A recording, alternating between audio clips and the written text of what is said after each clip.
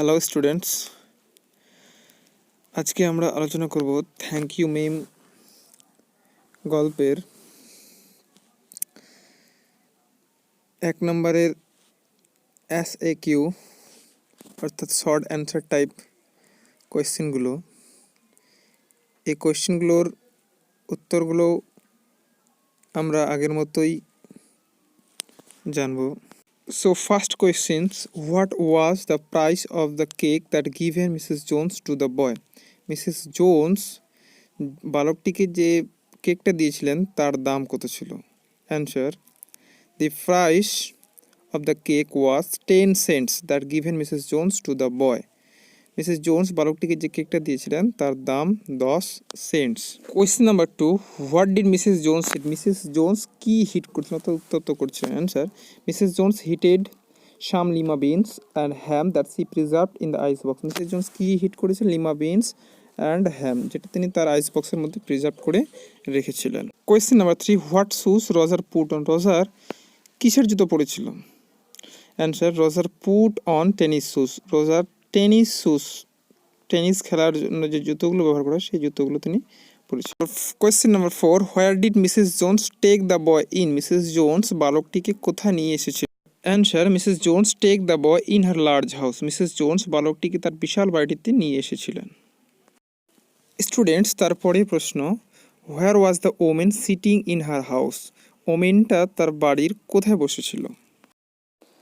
আশা করি তোমরা এর উত্তরটি জানো। The women was sitting on the day bed in her house.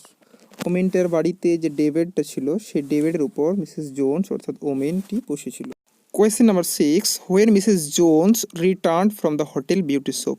Mrs Jones তার হোটেল বিউটি শপ থেকে কবে ফেরত আসতেন?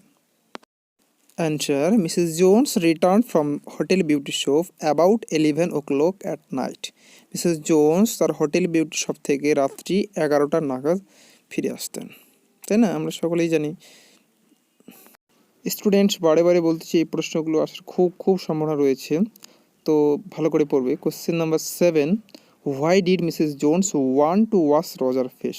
কেন মিসেস জোনস রজারের ফেসটা ওয়াশ করতে চেয়েছিলেন, অর্থাৎ পরিষ্কার করতে? Answer: because his face was dirty, কারণ তার ফেসটা খুবই নোংরা ছিল বলে। Why did sweat pop out on the boys face? কেন বালকটির ফেস থেকে ঘাম বেরিয়ে আসছিল? সোয়েট মানে ঘাম। Answer: sweat pop out on the boys face because সোয়েটটা সেই বালকটার মুখ থেকে ফেস থেকে বেরিয়ে আসছিল কারণ Mrs Jones threateningly dragged him alone the street, কারণ মিসেস জোনস বালকটিকে ভয় দেখিয়ে রাস্তা ধরে টানতে টানতে হাঁচড়াতে নিয়ে আসে। Question number 9, what were other roomers doing in Mrs Jones residence?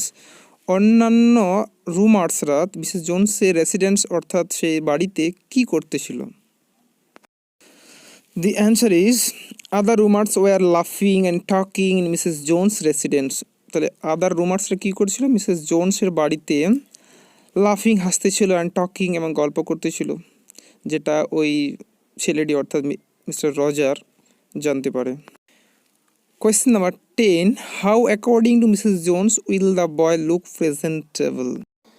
Presentable শব্দের অর্থ কি? প্রেজেন্টেবল শব্দের অর্থ সুদর্শন, অর্থাৎ দেখতে সুন্দর কখন তাকে লাগছে। According to Mrs Jones the boy will look presentable when he comb his hair. Mrs জোনসের মধ্যে বালকটিকে তখনই দেখতে ভালো লাগবে যখন সে তার চুলগুলোকে কোম অর্থাৎ চিরুনি দিয়ে আঁচড়াবে, তাই না?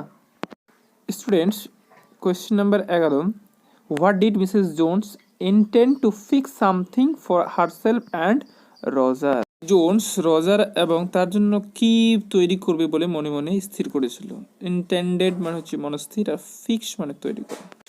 স্টুডেন্টস, এই প্রশ্নের উত্তরটা এরকম: Mrs Jones intended to fix something lima beans ham and cocoa for herself and Roger. Mrs Jones মনে মনে কি মনস্থির করেছিল? যে সে কিছু লিমা বিনস বানাবে, হ্যাম বানাবে এবং কোকো, যেটা সে তার জন্য এবং রজার জন্য বানাবে বলে। Question number 12, why did not the woman ask Roger anything about his whereabouts? কেন মিসেস জোনস তার অর্থাৎ রজারের whereabouts অর্থাৎ বাসস্থান বা সেই কোথায় থাকতো সেই সম্পর্কে কোনো জিজ্ঞাসা করেনি? Question number 13. How many dollars did Mrs. Jones give to the boy? Mrs Jones বালকটিকে কত ডলার টাকা দিয়েছিল? এটিও একটি ইম্পর্টেন্ট প্রশ্ন। তো এর অ্যান্সারটা এরকম, তাকে কত ডলার টাকা দিয়েছিল মিসেস জোনস? $10, অর্থাৎ $10 টাকা দিয়েছিল। Students, question number 15. How did the writer describe Roger's appearance? Writer রজার্সের অ্যাপিয়ারেন্স অর্থাৎ চেহারার কেমন বর্ণনা দিয়েছিল, অর্থাৎ রজার দেখতে কেমন ছিল সেটা আমাদেরকে লিখতে বলছে। অ্যান্সারটা এরকম, the writer described Roger as frail and willow wild or tall and thin as willow wild trees. Writer রজারকে ফ্রেইল অ্যান্ড উইল ওয়াইল্ড বলেছে, অথবা বনে জন্মানো উইলো গাছের মতোই লম্বা আর পাতলা বলেছেন। Question number 15. Where did Mrs Jones meet Roger? Roger কোথায় মিসেস জোনসের সঙ্গে মিট করেন? Answer, Mrs Jones meet Roger on the open street. Mrs Jones রজারকে সেই ওপেন স্ট্রিটের মধ্যে মিট করেছিলেন, অর্থাৎ তার সঙ্গে তার দেখা হয়েছিল। Question number 16. Where did Mrs Jones work?